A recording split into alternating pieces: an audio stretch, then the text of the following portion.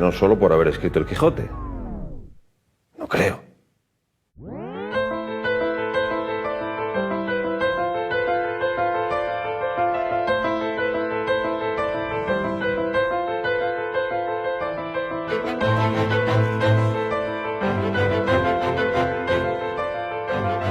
Cuando me propusieron ponerme en la piel de Cervantes, me di cuenta de lo poco que sabía de él.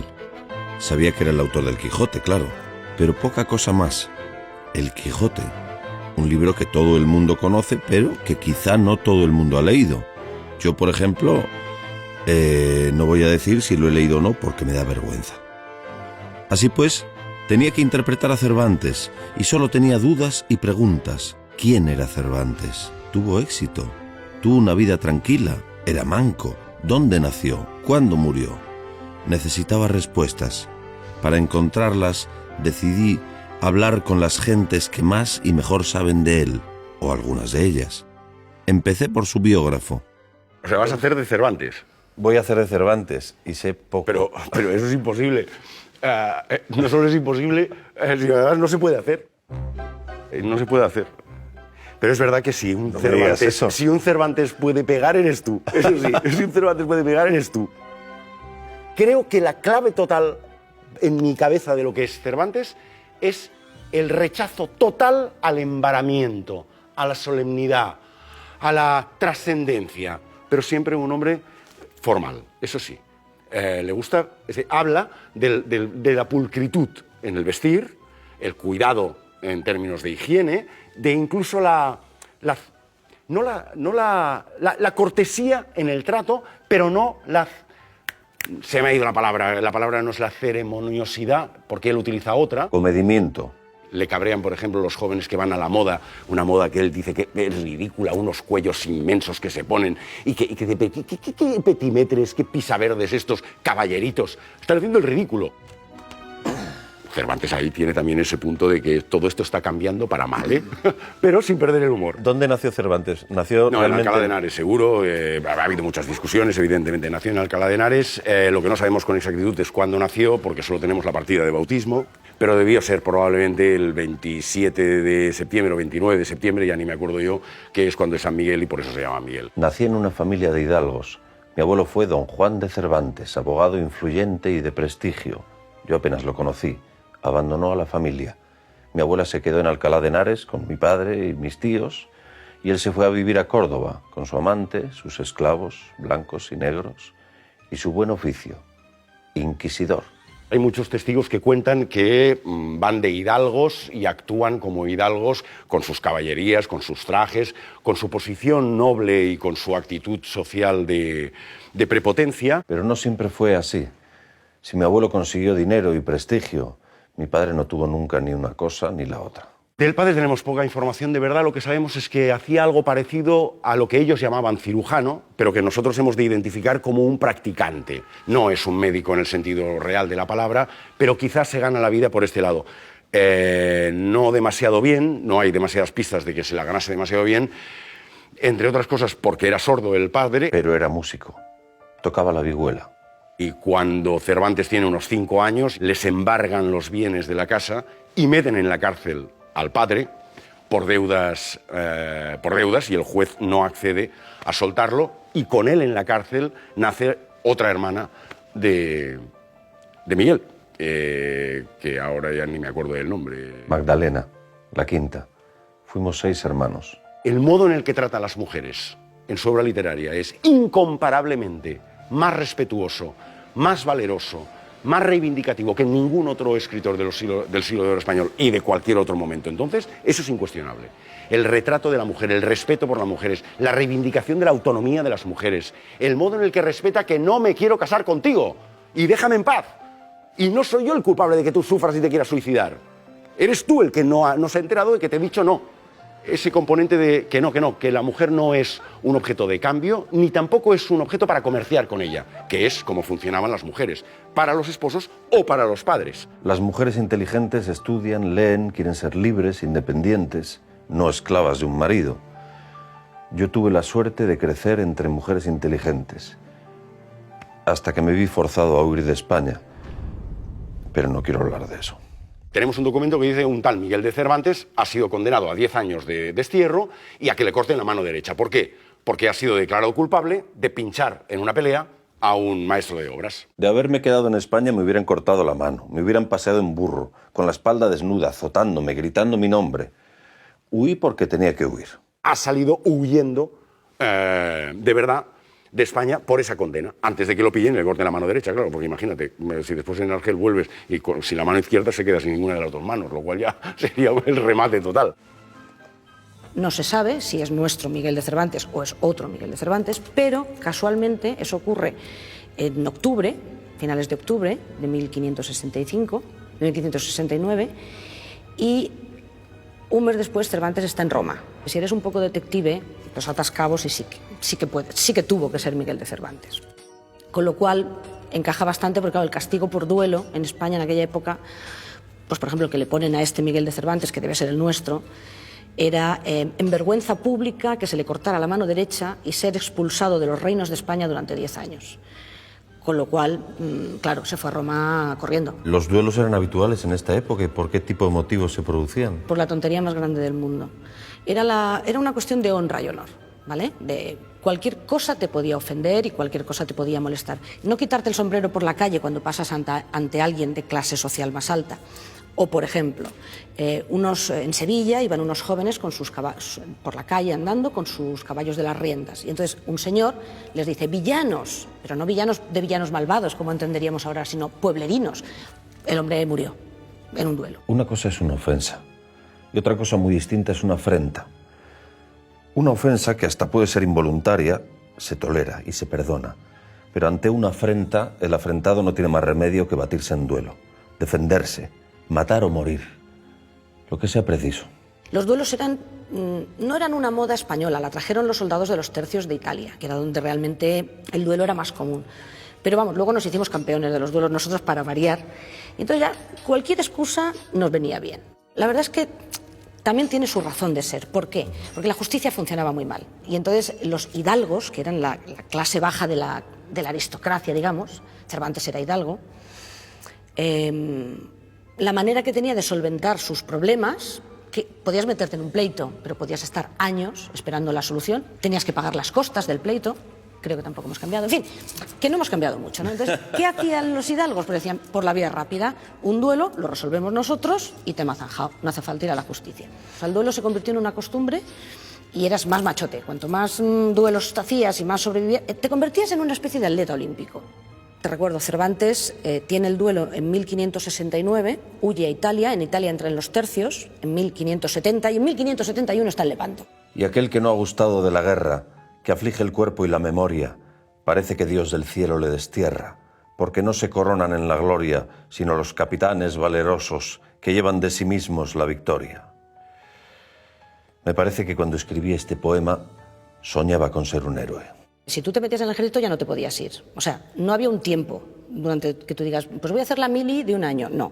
O voy a estar al servicio del ejército tanto tiempo. No. Tú entrabas al ejército y luego, si te querías ir, tenías que pedir una licencia al rey o a un capitán general, que si les venía bien te la daban y si no, no. Con lo cual podías estar toda la vida de soldado, aunque ya no quisieras serlo. O sea, no tenías escapatoria. Y por otro lado, pues te podía pasar como le pasó a Cervantes. De acuerdo, tú entras en los tercios, en el ejército. Tú eres un soldado que va con su pica, con su espada ropera, con su daga, tal, con tus compañeros, y de repente te dicen, súbete a una galera y vete a pelear a Lepanto.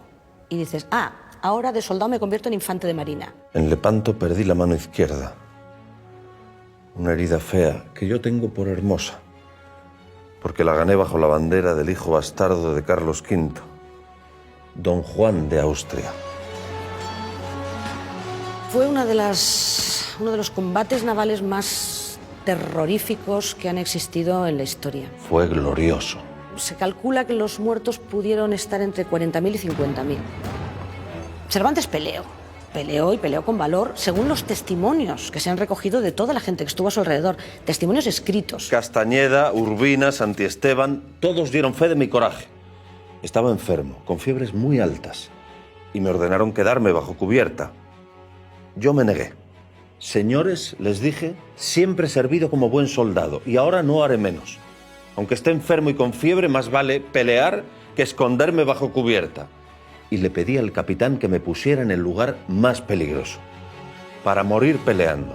Eran barcos de muchas nacionalidades dirigidos por Juan de Austria contra la armada turca. Y eran dos armadas, imagínate, enfrentadas, ¿vale?, en el Golfo, en el mar que había delante de la ciudad de Lepanto, en Grecia. Ahí estaba la armada turca descansando, reponiéndose, haciendo reparaciones, etc. Y en ese momento es cuando aprovecha Juan de Austria, que era muy listo, hay que reconocérselo, aprovecha y llega con los barcos de la Liga Santa y dice, ahora que están parados, ahora les ataco. Empiezan a bombardearse, o sea, disparos de cañón, para ir eliminando barcos, y mientras van avanzando y chocan. ¡Pam! Yo estaba en el esquife, a estribor, en el lugar más expuesto y arriesgado. Y cuando chocan, pues quedan trabadas las naves, es decir, 2 naves, 3 naves, 4 naves trabadas. Y entonces es el abordaje. Y es cuando empieza la guerra a espada, con pica, con arcabuz. En primera línea, disparando como arcabucero. Aquello fue horroroso. Él recibió 2 o 3 disparos de arcabuz, no está claro, hay distintas fuentes. 1 o 2 le dieron en el pecho y otro en el brazo izquierdo. Caí al suelo, desmayado. Tenía una herida profunda en el pecho y la mano izquierda rota en 1000 partes. Tuvo la suerte de salvar la vida, porque como te digo, aquello fue una carnicería tremenda, tremenda, o sea, fue brutal. El ruido atronador, los estruendos y los gestos, los rostros de los tristes miserables que murieron entre el fuego y el mar. Una de las pocas cosas que sí sabía de Cervantes antes de tener que interpretarlo es que era manco. Pues bien, parece que incluso eso, lo de que perdió un brazo luchando en Lepanto, tampoco es del todo exacto. Resulta que el famoso manco de Lepanto no era tan manco como yo me creía. Para aclararlo, fui a la Universidad de Alcalá de Henares a ver una especialista que ha publicado un estudio pormenorizado de las diferentes heridas y enfermedades de Cervantes. La herida de la mano era una herida por herida de arma de fuego, por arcabuz, y entonces era profunda. Es decir, que interesó todos los planos anatómicos, desde la piel hasta los huesos. Por lo tanto, hirió la piel, el tejido celular subcutáneo, los músculos, los nervios y rompió huesos. Tenía fractura. 6 meses me estuvo sangrando. Don Miguel sí tenía mano. Lo que pasa es que la mano que tenía don Miguel exactamente era así, con la muñeca flexionada, si quieres te lo hago aquí, mira, era así, con la muñeca flexionada, y después los dedos en garra, exactamente. Esto es lo que llamamos mano en garra cubital. Cada 48 horas había que curarle y metían aceite rosado, y luego en la segunda fase, para que criara carne, para que hiciera una cicatriz, yema de huevo. Yema de huevo, qué agradable don Miguel, todo. yema de huevo. ¿Pero con qué finalidad lo hacían? Pues sencillamente porque eso cría carne, hacía una cicatriz tremenda. Y tanta cicatriz hizo que es la cicatriz que retrayó la mano y la colocó así, y la colocó así. Pero entonces quiere decir que él era, o sea, estaba, digamos, sería así, ¿no? Exactamente. Así, pero que él puede ir así, puede hacer esto, exactamente. El resto puede hacer del brazo cualquier lo cosa, podía- puede rascarse. Nada. Otras dolencias que hoy tengo son peores. Desde el principio él tenía hidropesía. La hidropesía es que se llena la cavidad peritoneal, el vientre, todo se llena de líquido. ¿Por qué? Porque la carne era impura en determinadas enfermedades y se diluían a agua, y por eso la cavidad peritoneal... O sea que eso ya lo tengo trabajado. Claro, lo tiene. Me dicen que no beba tanto, que mi enfermedad no la curará ni toda el agua del océano. Pero digan lo que digan, yo no puedo dejar de beber. Como si hubiera nacido para eso. La clínica que él tenía era, primero, hidropesía. Eso sugería enfermedad hepática, una enfermedad en el hígado. Segundo, tenía unas ansias terroríficas de beber. Bebía muchísima agua. ¿Y eso sabes por qué era? ¿Por qué? Porque era diabético. Y de eso murió, de la cirrosis hepática conjuntamente con la diabetes. Cuanto más sabía del personaje, más me impresionaba y más me sorprendía. A Cervantes, parece, le iba el rollo del ejército y, a pesar de su mano inválida, quiso continuar luchando. Pero en 1575 tuvo que renunciar a ese empeño y se embarcó para volver a España. Dicen que quería estar de nuevo con su familia y que soñaba con triunfar como poeta, fíjate, o como autor de comedias. ¡Qué cosas! Sin embargo, cuando estaba a la altura del Golfo de Rosas, su barco cayó en manos de piratas berberiscos. Cervantes fue hecho prisionero y conducido hasta Argel, una ciudad que se había convertido en la capital de un negocio tan peculiar como lucrativo. El negocio consistía básicamente, como lo fue en las guerras de la Edad Media, en coger a un personaje importante y pedir rescate. A Cervantes en la cautividad le perjudicó eso de venir de unos ambientes que, sin ser nobles ni grandes señores, los tenían cerca, porque creyeron que él era un personaje muy importante y pidieron mucho dinero por su rescate. Llevaba conmigo 2 cartas de recomendación, una firmada por Juan de Austria, la otra por el duque de Sesa. Pocos soldados comunes, sin grandes apellidos ni linaje, volvían a casa respaldados por cartas como aquellas. Pero al final terminaron por perjudicarme, porque mis captores pensaron que yo era una persona importante. Él, al parecer, se portó como un hombre, como un soldado. Intentó fugarse 4 veces y nunca delató a nadie. Sufrió algunas veces tormento. Yo no sé hasta qué punto. Tras cada intento de fuga, el castigo era peor.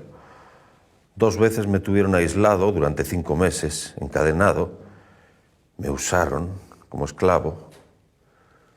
Tuve miedo de terminar empalado o que me cortaran las orejas y me las pegaran en la frente, como hacían con algunos. No parece que sufriera lo que sufrieron muchos otros. Es decir, no parece que fuera sodomizado. Y salió estando mucho más tiempo de lo que hubiera estado normalmente en el cautiverio. Mis padres y mis hermanas movieron cielo y tierra para reunir el dinero de mi rescate. Los frailes trinitarios viajaron a Argel para recogerme y llegaron justo cuando yo estaba a punto de zarpar hacia Constantinopla como esclavo. No hay palabras para agradecer lo que mi familia hizo por mí. Pero no veo que dejara una huella en el sentimiento, en el modo de obrar,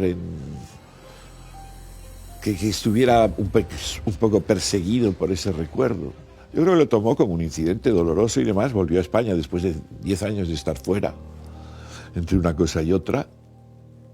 Yo no creo que marcara a Cervantes. Volví a casa, donde las cosas estaban, pues, como en muchas otras casas de aquellos años.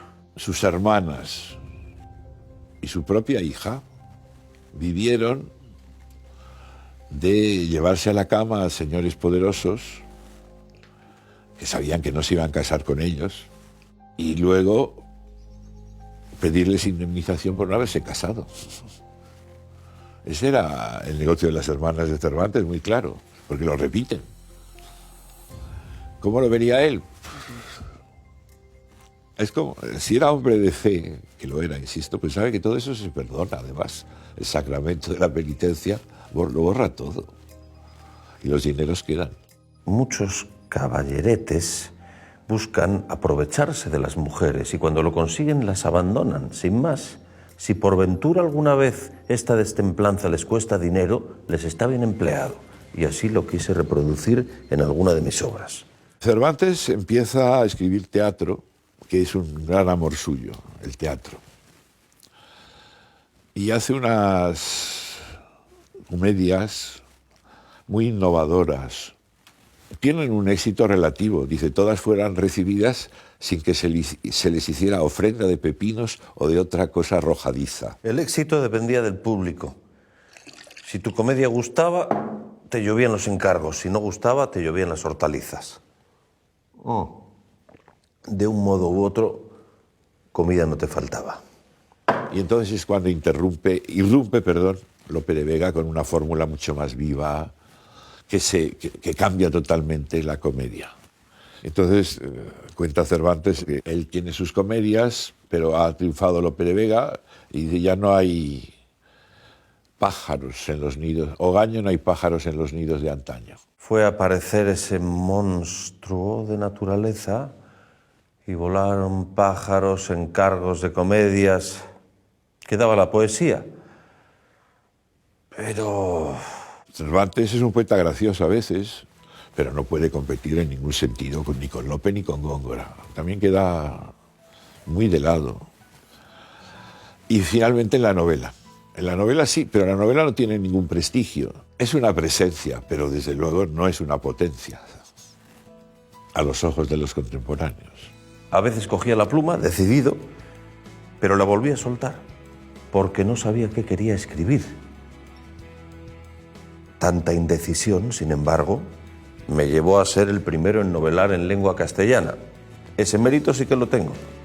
¿Y me harías el favor de darme algún consejo o hacerme alguna sugerencia para interpretar yo a Cervantes? Hombre, en principio debieras estar más serio que un palo y de vez en cuando se te debe escapar una sonrisa, medio sonrisa. A cada paso que daba en mi viaje buscando a Cervantes, con cada persona nueva con la que hablaba, descubría una faceta inesperada de su personalidad. Poco a poco, sentía que me iba adentrando en su alma. Cervantes era un hombre perspicaz, sensible y alguien que aprendió mucho de las mujeres. Vivió casi siempre rodeado de ellas, siempre cerca de sus hermanas y de su hija Isabel, aunque no tanto de su mujer. Cervantes se casó al volver del cautiverio de Argel, pero al parecer el matrimonio no cuajó. Como decía, para mí Cervantes empezaba a tener alma, pero curiosamente aún me costaba ponerle cara. Quizá porque ese es otro de los enigmas que le rodean. ¿Cuál era el verdadero rostro de Cervantes? No tenemos en realidad ningún cuadro de Cervantes. La única descripción que tenemos de Cervantes es la que hace él mismo en el prólogo de las novelas ejemplares. Este que veis aquí, de rostro aguileño, etcétera, etcétera. Este que veis aquí, de rostro aguileño, la frente lisa y desembarazada, alegres los ojos, la nariz corva, de plata las barbas, que no ha ni 20 años que fueron de oro. El cuerpo ni grande ni pequeño, algo cargado de espaldas y no muy ligero de pies. Este, digo, es el autor de la Galatea y de Don Quijote de la Mancha. En un momento determinado se encuentra el cuadro de Jáuregui, que se da por válido a falta de un testimonio que demuestre todo lo contrario. Pero no hay nada que demuestre que ese es el retrato de Cervantes, absolutamente nada. Los retratos eran cosa de gente de alta cuna, obispos, nobles, reyes. ¿Quién quería pintar un manco? Él es consciente de que la literatura no es suficiente y quiere asegurar su futuro, y la mejor forma de asegurarlo es pretender algún cargo en la corte. Cosa que después conseguirá cuando es nombrado comisario al servicio del comisario general del abastecimiento de trigo y aceite de la Armada Invencible. Éramos muchos los soldados que buscábamos una recompensa a nuestros esfuerzos contra el turco. Nos conformábamos con volver a pelear o cualquier oficio en la corte, pero no había trabajo para todos. Yo pasé mis meses en blanco hasta que el rey decidió ir a la guerra contra Inglaterra y encontré un empleo. Porque al tener que incautarse de trigo y de aceite, tuvo que tocar muy directamente los intereses de distintas clases sociales de muy diverso tipo. Es decir, por una parte, tuvo que enfrentarse a los pequeños propietarios, de cuyas propiedades en materia de trigo y aceite se incautaba, pero también chocó contra la Iglesia. No hace falta decir que mi presencia no despertaba muchas simpatías. Cuando alguien se negaba a darme el trigo, yo debía llevármelo a la fuerza. Y si ese alguien era un cura, ay, amigo, con la Iglesia hemos topado. 2 veces fui excomulgado. Y lo que vino después no fue mejor. Pero ponte en lo peor. Piensa que en un momento determinado vas a ser nombrado no ya comisario, sino recaudador, en este caso sí. Es decir, vas a tener que asumir una comisión para recuperar, atención al dato, 2,5 millones de maravedís. Y eso va a recaer sobre tu responsabilidad, con un matiz, que te va a resultar muy complicado obtener esa recaudación. Era un propósito imposible y un abuso de poder. Bien, pues es el punto en el que tú depositas parte de tu recaudación en manos del banquero sevillano Simón Freire. Simón Freire, truán moderno y majadero antiguo, salió huyendo con todo el dinero recaudado. ¿Quién es el responsable ante la administración de esa situación? Evidentemente tú. ¿Sobre quién van a recaer las acusaciones y, en su caso, las penas de cárcel? Sobre ti, sobre Miguel de Cervantes. Qué raro. ¿Cuándo se vio que en España una persona honrada tenga que pagar por la villanía de un banquero? Se te condena a restituir los 2,5 millones de maravedís, cosa que es absolutamente imposible para nadie en la época. Consecuencia, se decreta el ingreso de Cervantes, tu ingreso, en la prisión de Sevilla. A la cárcel, como mi abuelo y como mi padre. Una tradición familiar. De haber tenido dinero para untar al juez, las cosas hubieran sido distintas. La peor prisión en la que uno puede ingresar en el siglo XVII. Aquella cárcel era un mundo aparte. Los negocios que allí se hacían beneficiaban a todos, criminales y carceleros. La cárcel de Sevilla era un lugar tremendamente complejo, conflictivo. Un desafío a la supervivencia. Donde los presos podían optar a cierto trato de favor en función de sus ingresos, donde había una gran venalidad, donde había una vida paralela, es decir, al margen de la justicia. Se practicaba el juego, se podían recibir visitas non santas en algunas ocasiones, por decirlo de una forma muy suave. Y tú estás ahí más o menos hasta la primavera de 1598. Y entre los hierros de aquella prisión nació el Quijote. Su vida fue tan azarosa que entonces siempre intenta conseguir cosas y no lo logra. Cuando consigue un empleo real, se enfrenta con la curia y entonces lo meten en la cárcel. Cuando intenta acercarse a un noble para irse a Nápoles, tampoco lo consigue. Es decir, es el eterno perdedor, de tal manera que nunca ocupó un lugar destacado en la sociedad literaria de su tiempo. Quevedo odiaba a Góngora. Góngora odiaba a Lope. Lope me odiaba a mí. Todo eran insultos, burlas. No quiero ni recordar los versos que aquellos insignes poetas me dedicaron llamándome cornudo y a Don Quijote basura. Si quieres te hago un mapa de las amistades y enemistades de hoy. Entonces, en aquel momento pasaba lo mismo. Y lo que pasa es que además eran menos, ¿sabes? Y vivían todos en un círculo mucho más reducido y se conocían todo. Y a mí me encanta lo que dice de Lope. En el prólogo a la segunda parte del Quijote, dice: adoro su ingenio, admiro su obra y su ocupación continua y virtuosa. Sobre todo su ocupación continua y virtuosa. Está hablando de Lope, que es un clérigo y que tiene un amante. Entonces ahí vimos la finura. Dice, admiro sus obras y su virtuosa y continua ocupación. Ya le está diciendo, le está clavando, pero con una suma elegancia. Un amante. Una.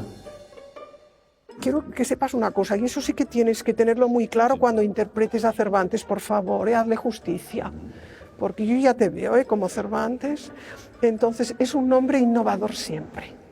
Tiene una originalidad y una audacia literaria extraordinaria. Es decir, incluso con los géneros más convencionales, él quiere ser un innovador. En la obra El cerco de Numancia, por ejemplo, convertí el río Duero o España en personajes. Hice hablar a la guerra, a la fama, a la enfermedad. Y no fue bien comprendido, no gustó al público. Eso es lo que caracteriza. Y también te diré otra cosa, cuando rompes demasiado en un género, casi nunca obtienes el éxito inmediatamente. Eres un rebelde, un revolucionario y un innovador. Y en el fondo te importa un poco lo que digan los demás, porque incluso puedes burlarte de ti mismo, que es muy importante.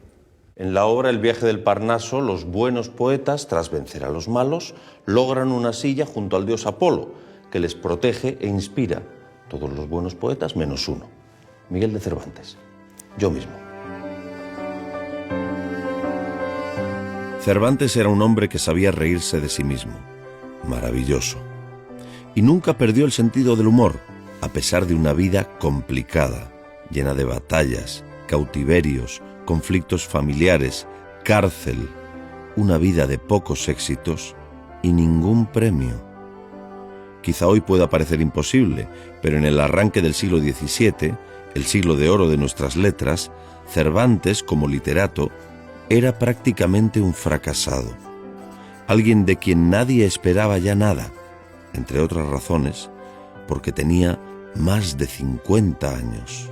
Sí, es verdad que los 50 años de ahora no tienen nada que ver con los de entonces. Cuando estamos llegando a finales de la década de los 90 y ya nos acercamos al momento de empezar a concebir y a escribir Don Quijote, la primera parte, la idea misma, estamos ante un señor que prácticamente está a las puertas del final de su vida. Sabe que está casi empezando el periodo extra, el periodo de regalo. A partir de los 50 la muerte ronda nuestra casa. Si es que no está ya dentro.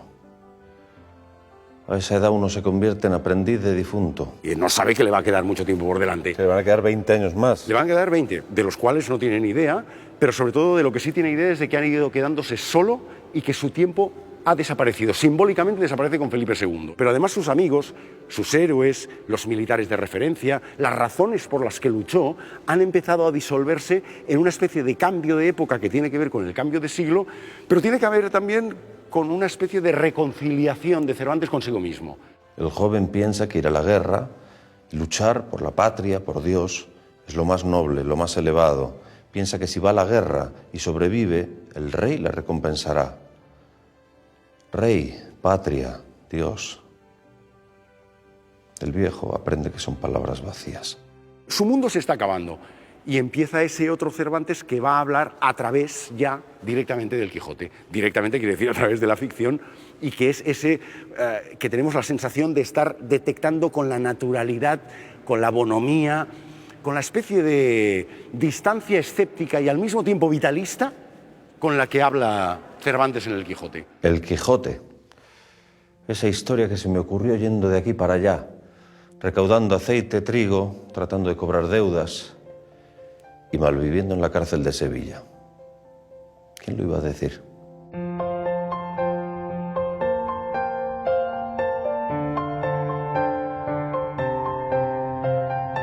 El Quijote.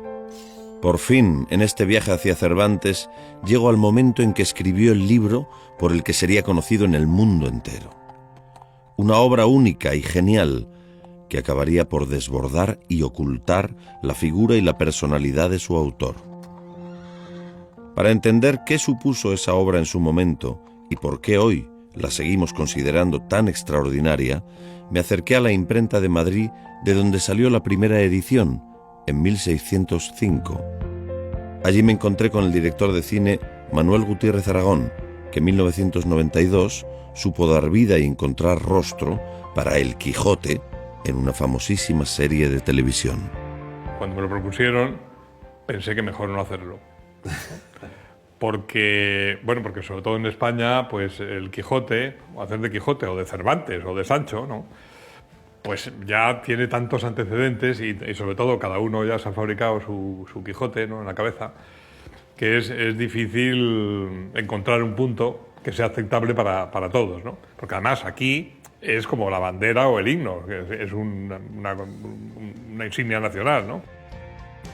A Fernando Rey le tuvimos que convencer, primero dijo que no, y luego que sí. Pero de Fernando Rey, digamos, la gente que me rodeaba entonces del cine, le parecía horrible que lo hiciera Fernando Rey. Porque le parecía que él daba a Don Lope, ¿no?, el hidalgo, el aire de un señor, ¿no?, pero que no tenía sentido del humor. Total, que yo a Fernando le dije, digo, mira, como esto del Quijote siempre va a ser un desastre, ¿no?, y nadie quiere que hagamos, ni tú ni yo ni nadie, una versión del Quijote, vamos juntos al abismo, ¿no?, y tú arriesga. Y entonces Fernando arriesgó y dejó, digamos, sin ser lo que era de verdad Fernando Rey, que era un hombre con una gran dignidad natural, ¿no?, pues él arriesgó para ir a la comedia. Nunca se me hubiera ocurrido convertir el Quijote en comedia para ser representada delante del público. Probablemente me hubiera ido mejor. En la época de Cervantes, todo el mundo lo que quería escribir era teatro. ¿Por qué? Porque el teatro era lo que daba dinero. Nosotros podíamos dar prestigio, pero el dinero solo estaba en el teatro, ¿no?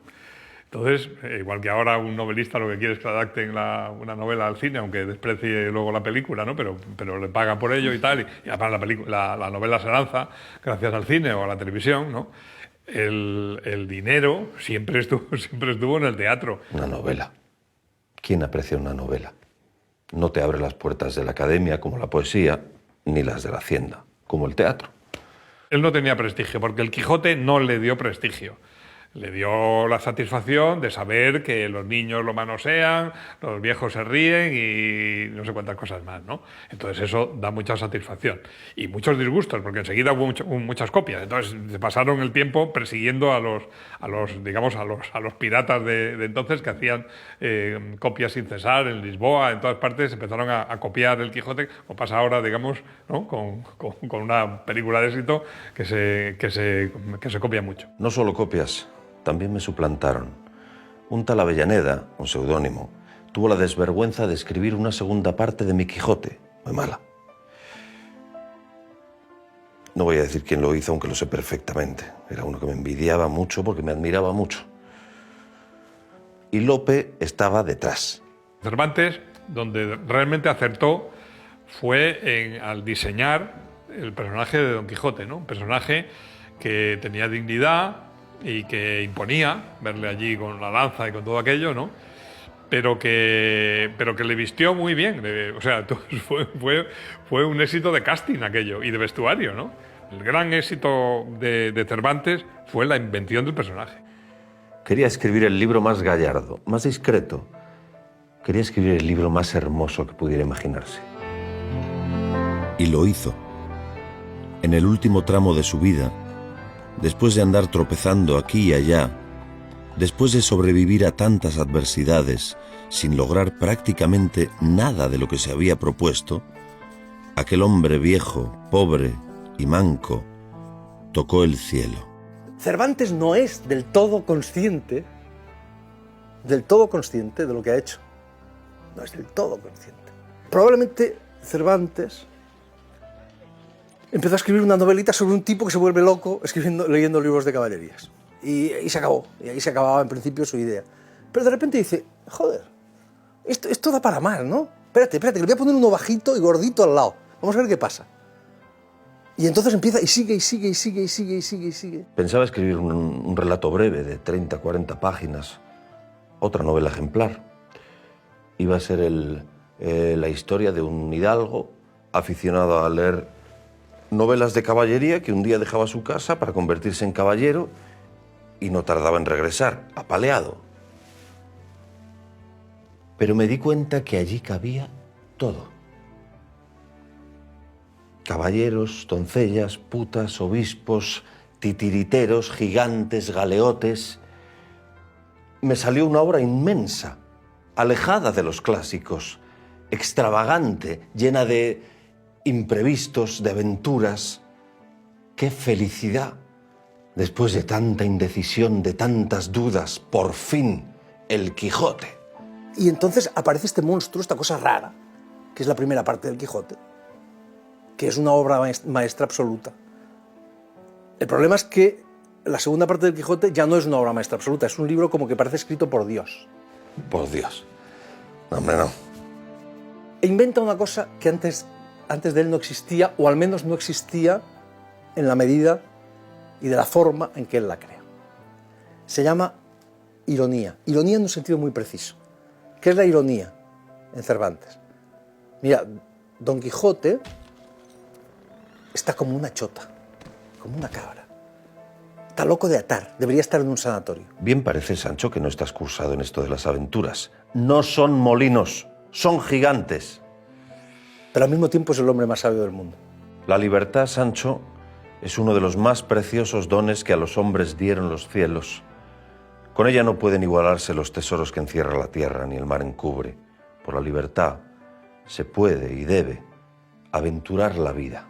Esa ambigüedad esencial permea absolutamente todo el libro. Sancho es un destripaterrones, un auténtico botarate, pero al mismo tiempo es un hombre lleno de sentido común, lleno de sabiduría, y todos los personajes, todo el libro es así. Todo el libro está escrito en el borde, todo en el Quijote es al menos dos cosas a la vez.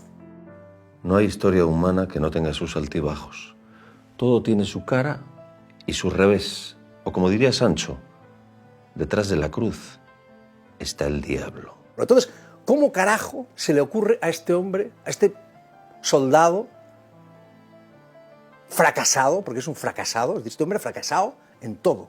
Ha fracasado en la poesía, que la intentó, no funcionó. El teatro, Lope de Vega, se lo llevó todo, nada, fracasó en todo. Y de repente, El Quijote es un libro de un éxito fabuloso, pero un éxito popular. La gente culta, la élite, desprecia ese libro y desprecia a su autor. Lope de Vega dijo, no hay nadie tan necio que alabe el Quijote. Eso dijo. Valverde, José María Valverde decía que Cervantes nunca hubiese ganado el premio Cervantes. Esto me parece exactísimo. Hay que ponerse en aquel momento. Y en aquella época, lo que era bueno, lo que era válido, era aquello que se insertaba en la tradición clásica. O sea, era lo que se parecía a otra cosa. Es decir, el concepto de originalidad no existía. Todo lo que hay en mis novelas nació aquí. Todo lo parió mi ingenio. No he imitado a nadie. No he robado nada. Entonces, el Quijote no se parece absolutamente a nada en la época. A nada quiere decir a nada.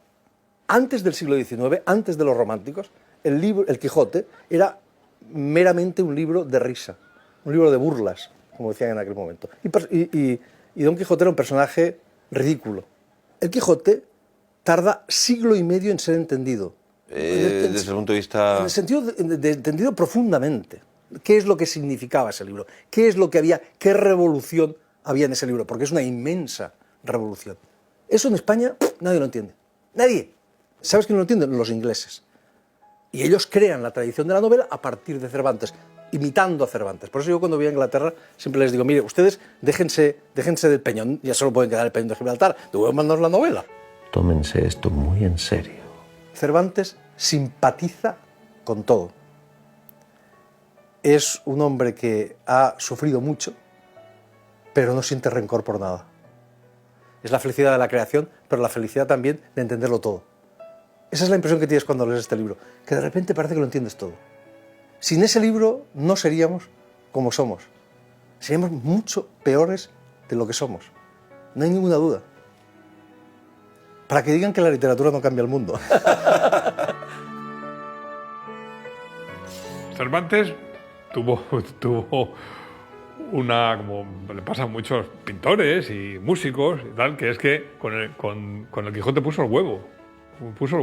Si no llega a ser por el Quijote, pues no recordaríamos tanto a Cervantes, sería uno de tantos, ¿no? Entonces, es que aquel hombre, ya viejo además, y enfermo, y pobrísimo, y sin tener donde caerse muerto, es que acertó, y de vez en cuando en esto hay alguien que acierta.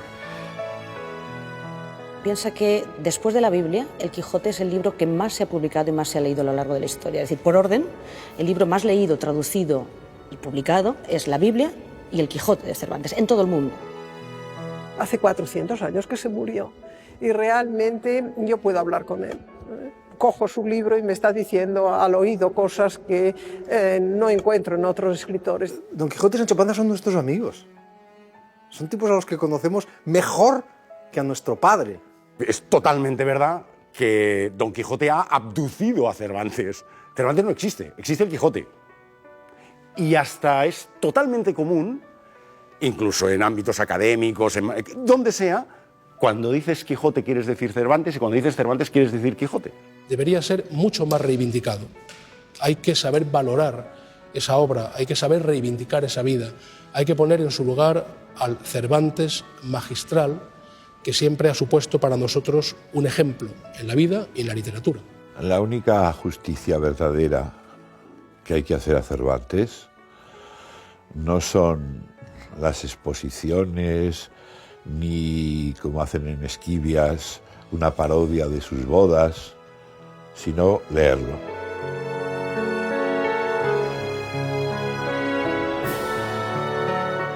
Soy Miguel de Cervantes. He sido soldado, recaudador y 1000 cosas más de las que no quiero acordarme. Escribo poesía, teatro y alguna novela. Dicen que nací el 29 de septiembre de 1547 en Alcalá de Henares. Y dicen que morí el 22 de abril de 1616 en Madrid. Pero estoy vivo.